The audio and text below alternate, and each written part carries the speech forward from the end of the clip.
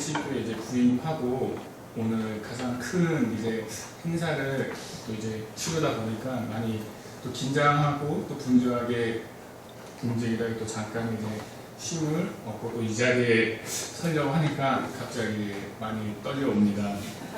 그런데 이 떨림이 그냥 단순한 떨림이 아닌 기분 좋은 떨림인 것 같아요. 주님을 위해서 무언가를 할 수 있다라는 그 감사함에서 나오는 그 떨림이 오늘 제 가운데 있는 것 같습니다. 더욱더 일친가족 여러분들에게도 이 귀한 떨림의 마음, 주님을 향한 그 귀한 마음이 오늘도 이 말씀을 통해서 주님께서 이제 어루로 만져주시기를 간절히 바라고 소망합니다. 네, 사랑하는 일친가족 여러분, 오늘날 우리가 살고 있는 이 시대를 가리켜서 우리는 이제 지구촌 혹은 세계화라는 말로서 대신할 수 있다고 생각합니다. 지구촌 그리고 세계화, 이 말에 담긴 그 의미를 보게 되면 그만큼 우리 안에 세계 여러 나라가 우리와 가까이 있음을 알려주는 말이 아닐까 생각해 봅니다. 예전의 시대와는 다르게 해외여행이 이제는 우리의 삶 속에서 일상이 되어버렸습니다. 자, 올 추석 명절이 이제 10월에 있게 되는데 그 주에 이제 개천절과 함께 한글날 그리고 그 사이에 낀 기간 동안 이제 휴가를 쓰게 되면은 약 11일 정도의 긴 휴가를 보낼 수 있다고 합니다. 그러다 보니 지금 그때에 맞추어서 미리 해외로 나아가는 비행기표 예약자만 역대 최고치를 경신했다고 합니다. 이처럼 어느 누구나 쉽게 해외를 갈 수 있는 시대가 바로 오늘날입니다. 또한 예전에 누군가 오랜 기간 동안 해외에 나가게 되면 그 사람이 다시 한국으로 돌아올 때까지 얼굴 보기가 참 힘들었습니다. 그 흔한 전화통화도 비싼 요금 때문에 우리는 자주 하지 못했습니다. 그러나 지금은 어떠합니까? 해외나 어디 멀리 나가 있을지라도 개인 SNS를 통해서 어떻게 지내고 있는지 알 수 있고 이제 카톡이나 이제 메신저를 통해 연락을 주고받기도 합니다. 그러다 보니 몸은 멀리 있는 해외에 있지만 마치 나와 가까운 곳에 있는 느낌을 받을 때도 있습니다. 저와 친한 또 아는 동생이 이제 영국에 지금 유학을 가 있는데 그 친구가 항상 이제 자신의 수업이나 아니면은 이제 어디 여행했던 곳에 사진을 찍어서 이렇게 SNS에 올리는 모습들을 볼 때마다 영국에 있는 것이 아니 마치 서울에 함께 있는 듯한 느낌을 받을 때도 많이 있습니다. 이와 같이 우리가 살고 있는 이 시대는 세계 곳곳이 가까워진 지구촌이라는 그 테두리 안에 공존하고 있습니다. 이렇게 지구촌이라는 이 공간 안에서 움직이다 보니 세계 여러 나라의 문화가 우리나라에 들어오기도 하고 또한 우리나라의 문화가 세계 여러 나라로 뻗쳐나가기도 합니다. 그러다 보니 그 문화를 지지하는 사람들과 우리는 함께 살아가고 있습니다. 자, 우리 교회 또 장로님 그리고 권사님들 세대의 문화 그리고 30, 40대 젊은 집사님들 혹은 청년들이 가지고 있는 문화 그리고 20대 청년들이 가지고 있는 문화 더 내려가서 요즘 청소년들의 문화가 서로 다 다름을 우리는 삶을 통해서 계속해 경험하고 있습니다. 그러다 보니 그러한 서로의 다름 속에서 오는 갈등과 대립이 생겨나기도 합니다. 우리 안에 깊숙이 들어와 있는 이 문화와 그리고 우리 주님의 그 복음이 서로 부딪힐 때도 있습니다. 나의 의지와는 상관없이 내 속에 들어와 있는 문화가 복음을 멀리하게 할 때도 있습니다. 나의 개인적인 부분뿐만 아니라 교회 안에서도 일어나는 상황들입니다. 이러한 복음과 문화와의 관계 속에서 오는 갈등과 대립, 이러한 문제들이 바로 오늘날 우리의 교회가 가지고 있는 숙제가 아닐까 생각을 해봅니다. 다양한 문화가 공존하는 이 지금의 사회 속에서 어떻게 우리는 복음을 전할 것인가에 대한 문제에 대한 해답이 필요한 시점이기도 합니다. 그리고 또 한 가지, 이러한 문화의 공격 속에서 우리 교회는 어떻게 복음을 지킬 것인가 하는 문제도 우리가 풀어야 할 숙제입니다. 오늘 말씀 속에 중심이 되는 갈라디아 교회에도 이러한 서로 다른 문화의 대립으로 문제가 불거졌습니다. 자, 모든 길은 로마로 통한다 라는 이 말을 알고 계시나요? 많이 들어보셨을 것입니다. 그만큼 로마 시대 때 로마가 길을 잘 정비해 놓아서 로마 제국 내에 있는 어느 곳이든 쉽게 갈 수 있었습니다. 그리고 그 길들을 통해 사도 바울과 그리고 예수님의 제자들 그리고 많은 그리스도인들이 로마 제국 안에서 복음을 전할 수 있었습니다. 그러다 보니 이제 교회 안에서도 서로 다른 문화권에 있던 사람들이 들어오게 되고 서로의 문화가 다르다 보니 서로 자신들의 문화만 주장을 하게 되는 상황이 이릅니다. 그로 인해 교회 안에서는 대립과 갈등하는 사태까지 이르게 됩니다. 갈라디아 교회는 지금의 터키 지역에 있는 교회입니다.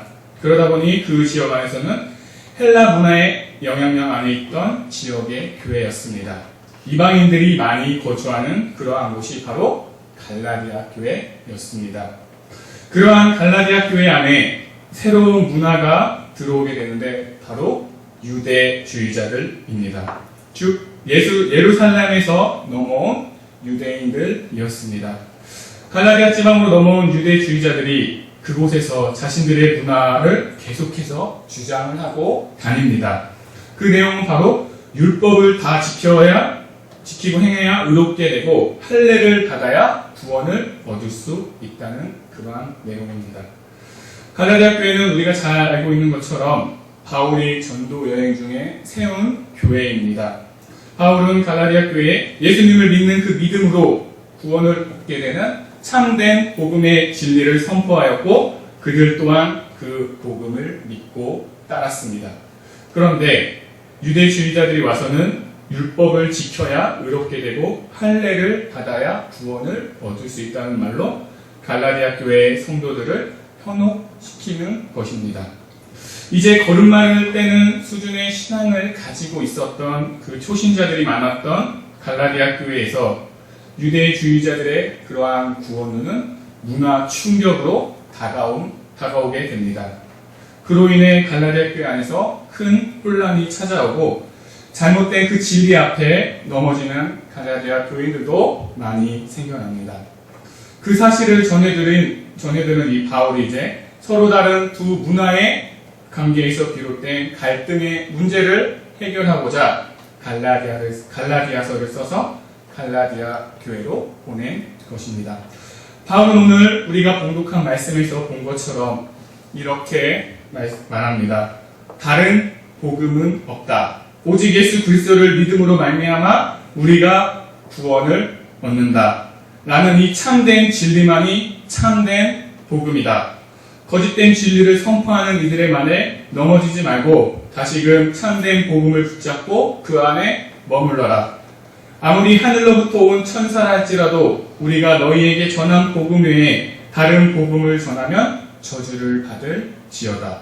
다시 말하노니 만일 누구든지 너희가 받은 것 외에 다른 복음을 전하면 저주를 받을지어다.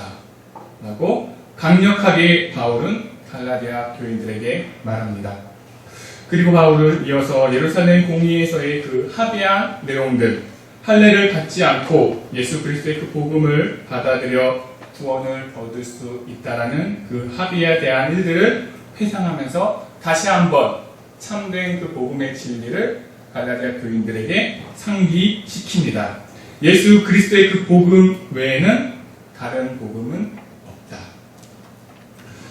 사랑하는 신가족 여러분, 예수 그리스도의 그 복음 외에 다른 복음은 없다라는 사실, 이 사실을 믿으십니까?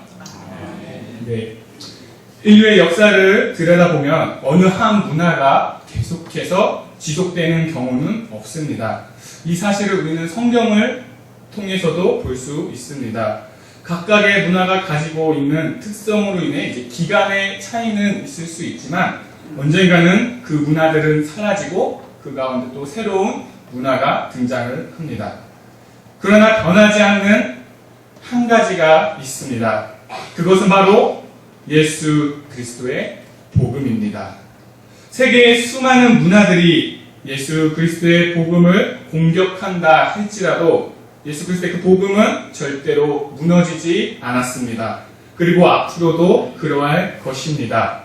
이것이 바로 복음이 가지고 있는 힘입니다. 우리는 이러한 예수 그리스도의 그 복음의 능력을 언제나 기억해야 합니다. 언제나 가슴속에 자리매김하고 있어야 합니다. 그래야 어떤 그 상황 속에서도 그리고 문화의 공격 속에서도 우리는 방어할 수 있습니다. 세계의 다양한 여러 문화가 공존하고 있는 이 지금 지구촌 시대에 이렇게 서로 다른 우리가 함께 살아갈 수 있는 이유는 바로 복음의 힘입니다. 제가 이 자리에 서서 주님의 말씀을 선포하는 것도 그리고 일신가족 여러분들이 그 자리에 앉아서 주님의 말씀을 듣는 것 또한 예수 그리스도의 복음의 힘입니다. 오늘 이웃초청 행복축제를 통해 우리 주위에 예수를 믿지 않는 많은 분들이 우리 교회에 모여서 함께 예배를 드렸습니다.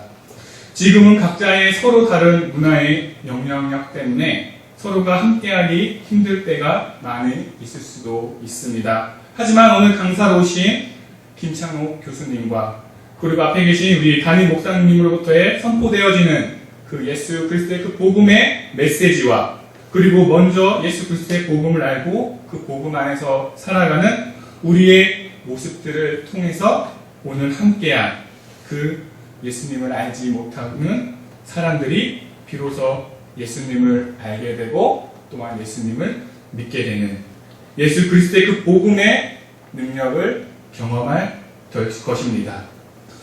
그리고 예수 그리스도의 그 복음의 힘을 기대하며 함께 나아가는 여기에 모인 우리 일신가족 모두가 되어지기를 주님의 이름으로 소망합니다.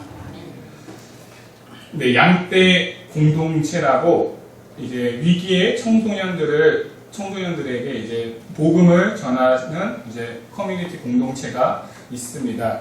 이제 그곳에 이제 목사님들이 이제 위기의 청소년들 많은 이제 사고 때문에 이제 사회에 가지 못하는 그 청소년들과 함께 이제 살아가면서 이제 그들이 가지고 있는 이제 법적인 문제들 때문에 이제 평소에 잘 알게 되었던 판사님에게 이제 자문을 구하게 되었습니다. 판사님, 이 아이들이 너무 이제 범죄에 노출되어 있다 보니까 어떻게 구제해 줄 방법이 없을까요? 그러니까 판사님이 이렇게 이야기를 했다고 합니다. 목사님, 법은 그 아이들에게 죄 의식만을 상기시켜 줄 뿐입니다. 그 아이들을 변화시킬 수 있는 것은 바로 복음 뿐입니다. 라고 그 판사는 오히려 목사님에게 말씀을 하였다고 합니다. 그 말씀을 전해 들은 그 목사님은 다시 한번 그 복음의 그 힘을 기대하고 소망하는 그 마음을 담아서 더욱더 지금도 열심히 그 영혼들, 그 청소년, 위기의 청소년들을 위해서 함께 그들과 함께 사역하고 계신다라고 합니다.